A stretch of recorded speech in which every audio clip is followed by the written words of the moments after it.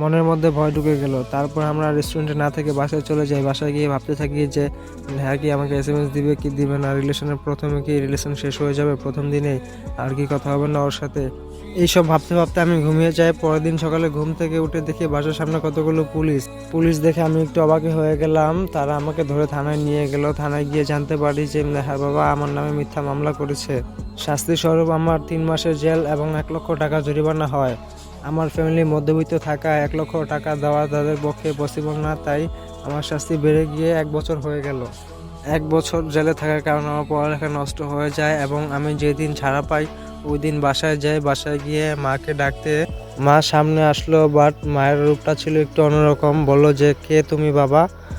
আমি বললাম যে আমি তোমার ছেলে রাসেল, বাট সে আমাকে চিনলো না। বললো যে না, আমাদের কোনো ছেলে সন্তান নেই, আমাদের 2টি মেয়ে সন্তান আছে, বাট আমাদের ছেলে মারা গিয়েছে 1 বছর আগেই। এটা শুনে আমার মাথায় একটি বাড়ি পড়লো। তো মিথ্যা মামলার কারণে আমি জেলে গেলাম, তাই আমার বাবা মা আমাকে চিনে না, তেজ্যপুত্র করে দিল নাকি। তো গায়েস, রাসেলকে কেন তার বাবা মা চিনছে না, নেহার বাবা রাসেলের নামে কি মামলা দিল, সেটা জানার জন্য অবশ্যই চ্যানেলটিকে সাবস্ক্রাইব করে রাখবেন এবং ভিডিওটি যদি ভালো লেগে থাকে তাহলে কমেন্ট করবেন।